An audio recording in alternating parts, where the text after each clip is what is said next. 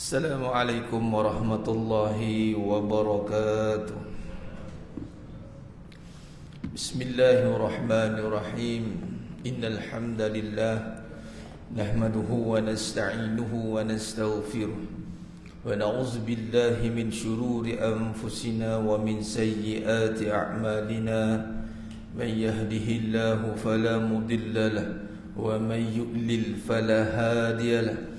أشهد أن لا إله إلا الله وحده لا شريك له وأشهد أن محمدا عبده ورسوله.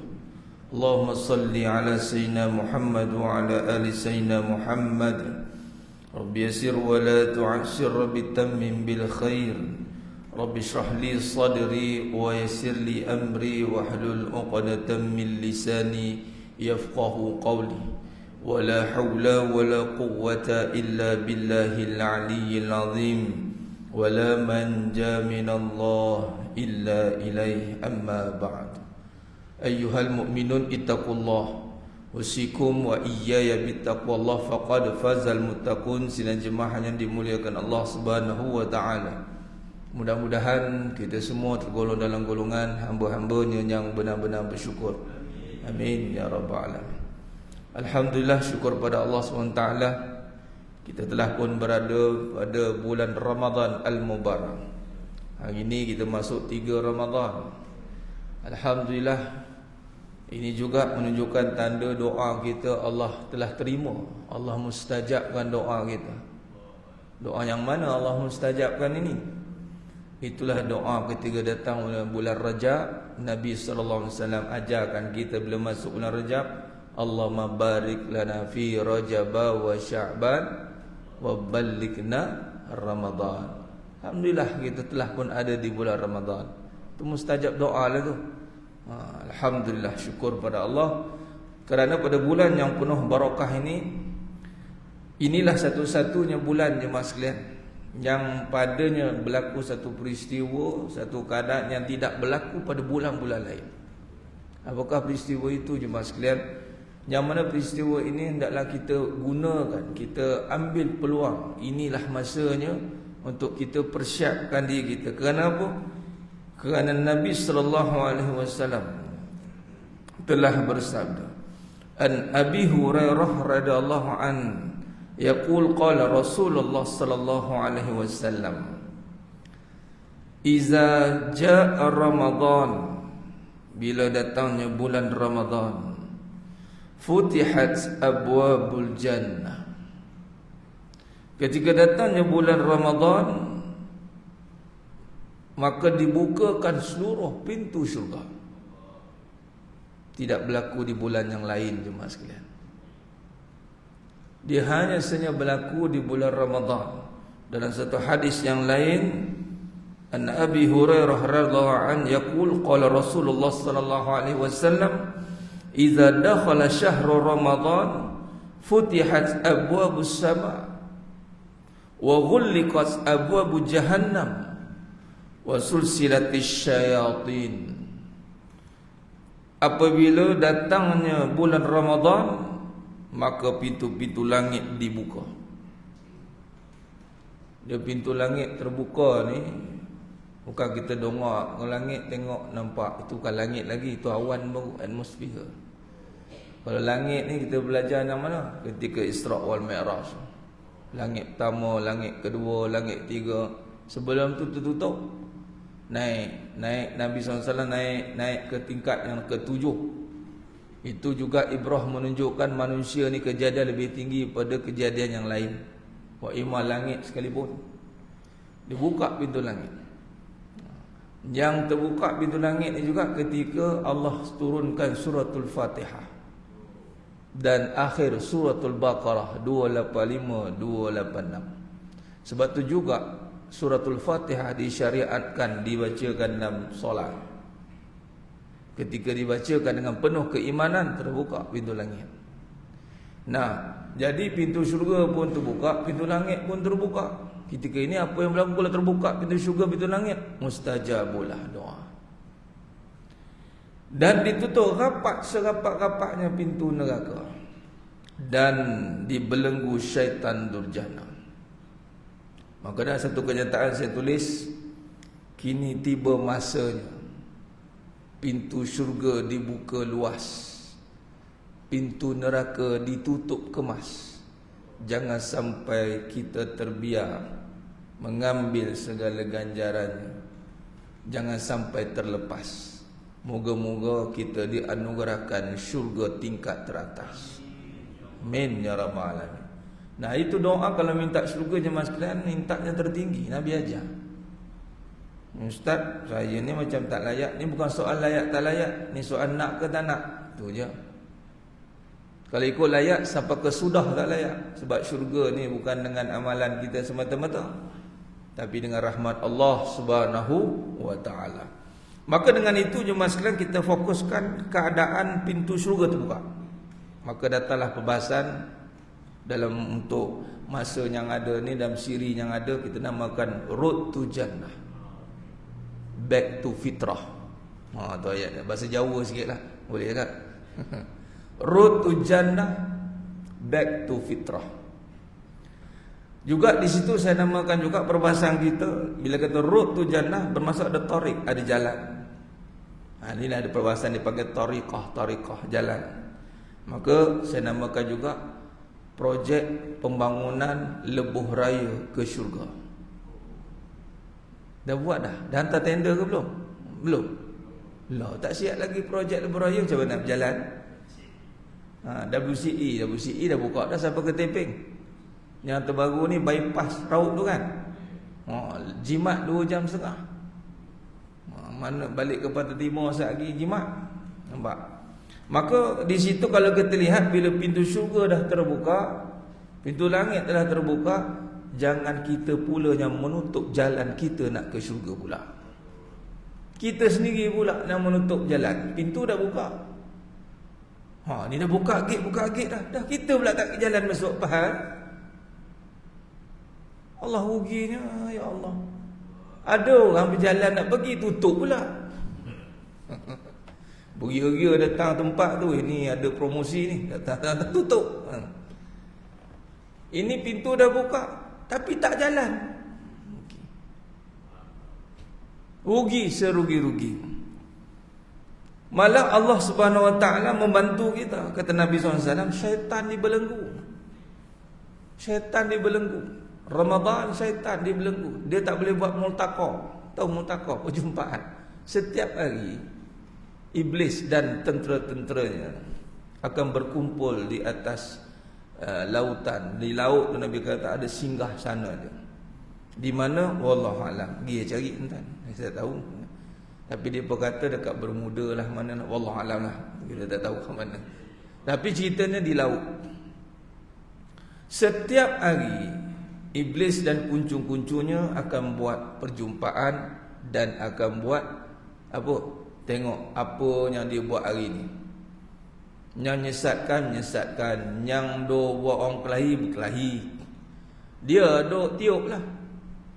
Tiup apa? Tiup permusuhan, pergaduhan, perkara-perkara yang membuat dosa.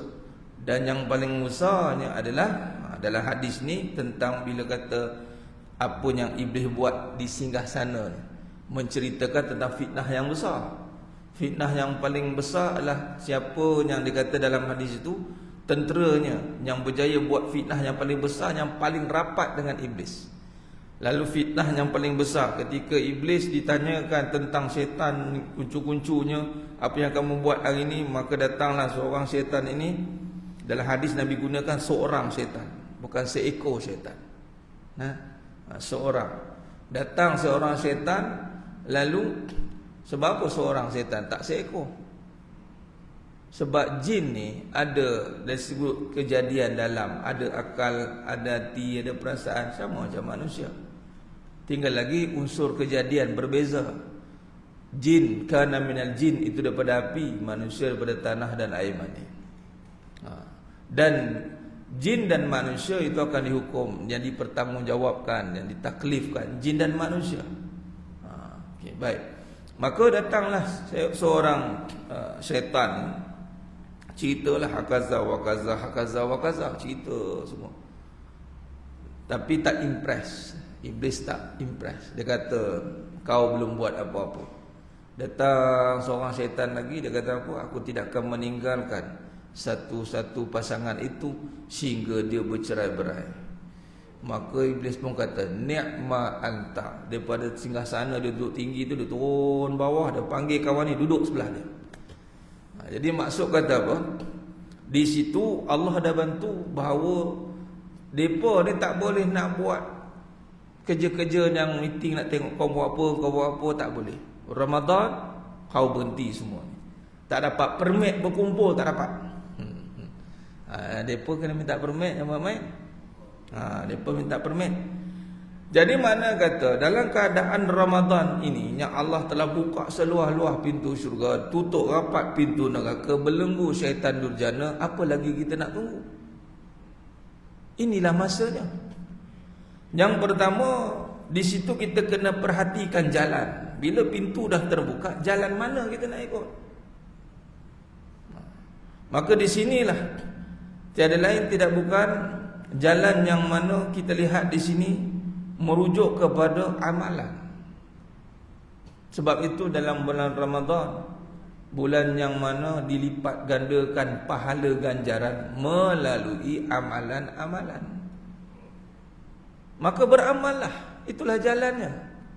Tiada istilah lain yang kita melihat bahawasanya ada jalan lain nak ke syurga. Tak ada je masalah.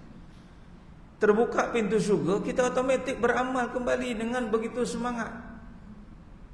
Maka di sini boleh kita simpulkan juga, bulan Ramadan yang penuh barakah, masanya untuk kita memantapkan akidah. Jalan pertama yang kena jelas adalah akidah. Kemudian memperkasakan ibadah. Pertama kena buat apa? Memantapkan akidah. Sebab apa tuntutan selepas Ramadan siam ini? Apa dia tuntutan lepas 30 hari kita berpuasa? Apa berlaku? La'allakum tattaqun. Takwa. Takwa ni perbahasan iman. Maka nak sampai ke takwa, dia kena jaga iman. Iman nak dijaga dengan cara apa? Dengan memastikan akidah itu benar, tepat dan jelas. Inilah bulan yang meluruskan kembali akidah kita. Sebagai contoh apa? Ini jalan yang pertama kena benar, jalan akidah. Selama hari ini mungkin kita tersilap fikir, bersangka bahawa, contoh saya ambil satu, dengan kita tengok syariat makan dan minum.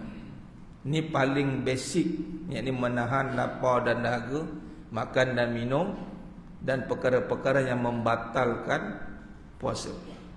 Paling basic makan dan minum. Nyari tak letak air kat sini ni. Ni 3 Ramadan tak apa, boleh dimaafkan. Contoh terlupa kan. Kalau dah 15 Ramadan tu nyanyi lah. Kita tengok air sebelum ni, kita nampak air, kita nampak makan, nampak aku. Apa maksud aku? Aku nak makan, aku haus. Kok akulah? Boy, cengeng dia tu. Ini Nabi hari ni mau masak, kata, boy marah dia. Ini je. Garam tak ada. Tawa. Boy. Pahit. Cerita Prabi tu kan.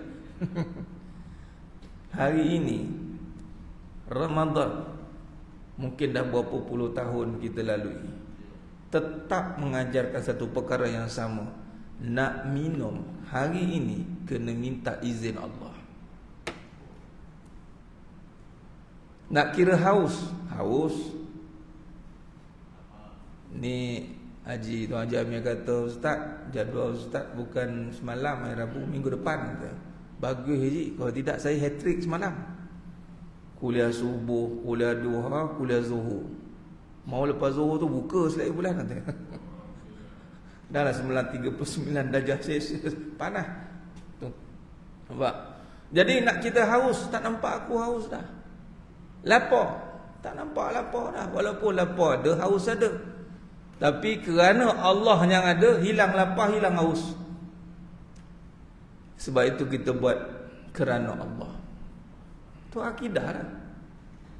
Tak ada kita puasa kerana orang, tak dibuat orang. Asal tu cantik tapi ujung-ujung pahala hilang tu masalah tu. Kita bincang lain pula tu. Tapi nak bagi tahunya kerana Allah, maka kita boleh melakukan syarat itu. Maka ini akidah. Yang bagi makan, bagi minum bukan manusia, Allah. Walaupun syariat kita nampak diri kita. Ini kata lumrah dan fitrah. Lumrah tu pada manusia, fitrah tu suci balik kepada Allah. Sebab tu nak balik kepada Aidul Fitri. Nah, itu satu. Nanti kita boleh cakap kepada anak kita, ingatkan perkara akidah bukan perkara yang boleh ambil mudah. Jangan ambil mudah masalah akidah.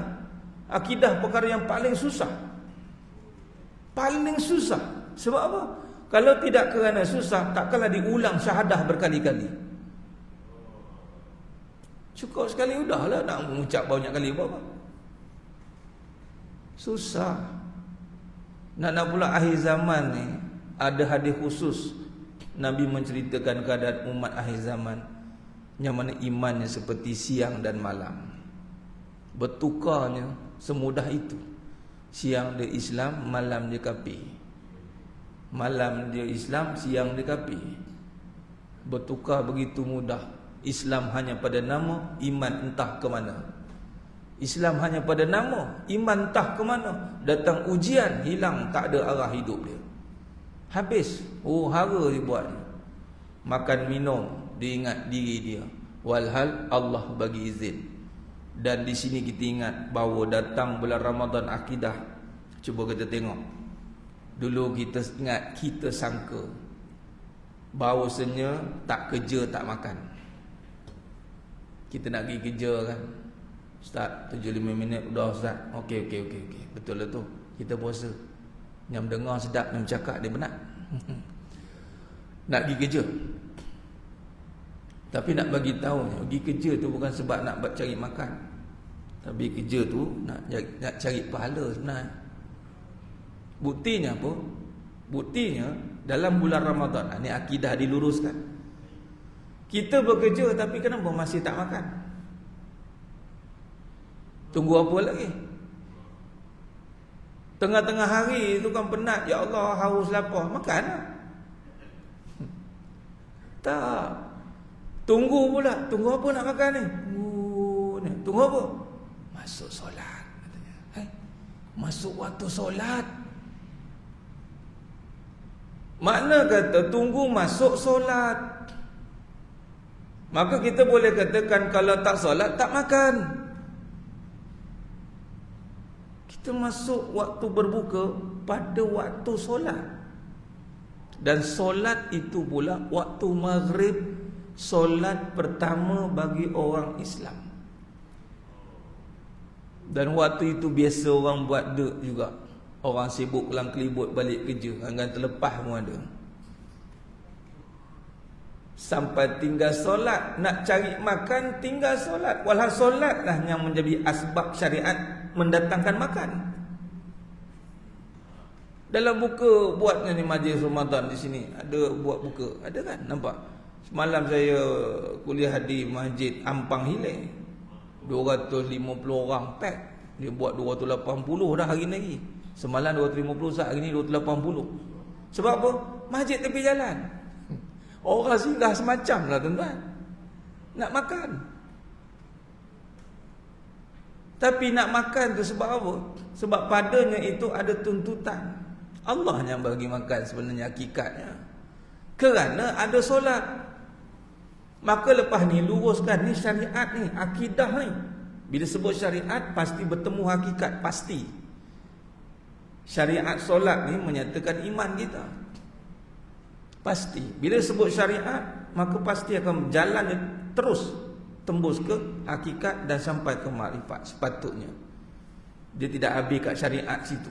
Dia mesti sampai ke situ. Malah daripada hakikat dan daripada sebab mengenal makrifatlah kita bersyariat. Sebab mengenal Allah lah. Allah yang bagi makan, sebab tu aku solat. Kita bekerja ada tempat. Pergi kerja ada tempat. Maka solat ni juga mesti dilibatkan sebagai pekerjaan kita. Pekerjaan. Dia tidak boleh diasingkan. Kerana itulah af'al utama sebelum ada kerja-kerja yang lain. Kalau tidak kerana Nabi SAW negotiate dengan Allah 50 waktu jadi 5 waktu, nescaya tak kerja lain lah kita, solat saja. Maka kalau kerja yang kita buat secara ibadah umum, kita ada tempat kerja. Ya, ini pergilah tempat kerja masing-masing. Di mana-mana tempat ibadah khusus ni kita takkan kerja ibadah umum ni. Sebab apa? Kalau datang kerja, pergi ceramah tempat-tempat kerja Pulau Zohor ke, kita pun cakap, marah orang kalau saya cakap macam ni. Ni semua kerja ni semua bukan ibadah ni. Oh, berdesing tengok orang dengar. Apa ustaz cakap macam tu? Kita nak test ni kan. Ni kerja-kerja ni bukan dapat pahala ni, selain pula dosa. Oh, marah lagi. Makna kata depa sepakat kerjanya depa buat tu ibadah. Nak jadikan ibadah, maka ibadah dalam kategori mana? Ibadah umum. Niat kerana Allah, jangan buat perkara yang dilarang. Betul? Oh, ya betul. Jadikan ibadah. Jangan sampai meninggalkan suruhan Allah kalau dah ibadah. Itu kerja umum. Kalau kerja khusus, kita lebih buat macam itu. Kita kena divide by two. Kerja umum, kerja khusus. Kerja khusus apa? Solat.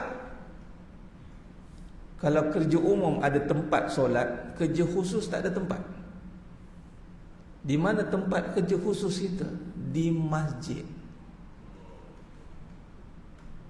Kalau pergi kerja nak dapat gaji, kalau pergi solat kerja nak dapat rezeki.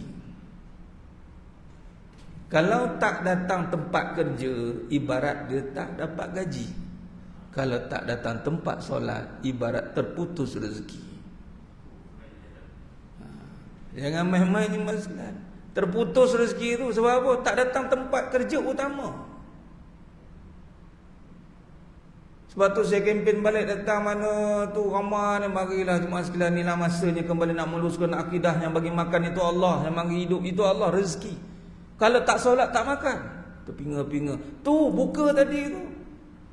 Bantai kata contoh maghrib tak ada. Buka maghrib tak ada. Bukan tunggu azan hanya, jangan tunggu azan je. Tak masuk waktu solat kan batal. Tengok-tengok nak buka maghrib tak ada. Jenuh fatwa nak cari. Dan bila kita nak makan? Haji, dah masuk belum? Maghrib hilang kata. Maghrib hilang kata. Sudah ni. Habis tu nak buka macam mana ni? Tak tahu dia. Nak kata waktu isyak, tak disyariatkan buka waktu isyak. Nak tunggu waktu maghrib, tak ada. Tak ada tanda-tanda. Jadi mana kata solat, kerana solat kita ada makan. Tengok orang yang buka puasa tu, dia tak fikir apa, atau ada makan. Sebab ada solat, ada makan. Sebenarnya berserta keduanya.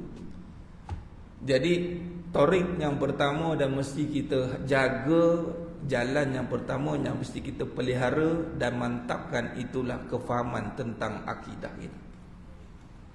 Bulan Ramadan, bulan meluruskan kembali akidah, memantapkan kembali akidah, agar ibadah kita kembali kepada jalur yang sebenar. Ibadah tu dibuat kerana Allah, bukan kerana ada masa lapang. Kadang-kadang berkira-kira tu nak datang tu, sibuk lah. Ya Rab, janganlah fikir sibuk kita je. Sebenarnya Allah mengatur hidup kita, kita je tak nampak. Kita nampak kita je duduk sibuk. Walhal seluruh perbuatan manusia, perjalanan manusia, semuanya telah tertulis di Lauhul Mahfuz. Kita pun tak tahu. Jadi ikutlah aturannya. Maka kesimpulan jemaah sekalian, Ramadan, bulan di mana kita belajar syariat Allah menentukan kembali syariat kehidupan. Apa syariat kehidupan? Makan minum tadi. Apa syariat Allah? Solat. Kalau tak kena solat, tak ada makanan. Ibarat dia macam itu. Habis ustaz, yang tak solat pun boleh makan? Menumpang orang solat lah. Menumpang orang yang solat lah. Tak pasal-pasal yang tak solat pun kena tunggu waktu solat. Nak buka, kerah dekat situ. Kerah dia. Buka dia, pom. Tak solat. Padahal dia dah tunggu waktu solat. Tengok, kerana menunggu waktu solat, Allah jamin ada makanan. Cuba kalau kita buat dalam bulan yang seterusnya. menunggu waktu solat, Allah jamin makan minum kita selepas ni. Tinggal lagi kita tak nampak aja. Inilah perbincangan iman, perkaranya gaib, hanya yang lihat oleh mata hati. Wallahu a'lam jemaah sekalian. Itu saja perbahasan kita untuk hari ini. Kita akan sambung pada siri yang akan datang insya-Allah dalam perbincangan Road to Jannah, Back to Fitrah, dan boleh bentang gadah masing-masing projek pembinaan lebuh raya ke syurga. Ni boleh bentangkan bagi ke anak-anak ni. Projek kamu dah ada belum? Jadi bulan Ramadan mak nak award kat kamu. Bagi tender. Lepas tu bentangkan apa projek, apa dia punya plan dia. Nak tengok action dia macam mana. Nah, mudah-mudahan Ramadan ni membantu kita lah untuk meluruskan kembali akidah, memantapkan akidah, memperkasa ibadah. Wallahu alam. Mudah-mudahan Ramadan kali ini Ramadan terbaik yang pernah kita lalui. Amin ya rabbal alamin. Qul qali hadza wa astaghfirullaha azim wa lakum wa bila taufiq wal hidayah. Assalamualaikum warahmatullahi wabarakatuh. Kita tangguh dengan tasbih kafarah dan suratul As. Subhanakallahumma wa bihamdik asyhadu an la ilaha illa anta astaghfiruka wa atubu. Bismillahirrahmanirrahim. Wal 'ashr innal insana fi khusr إلا الذين آمنوا وعملوا الصالحات وتواصوا بالحق وتواصوا بالصبر والله أعلم بالصواب. تكبير الله أكبر.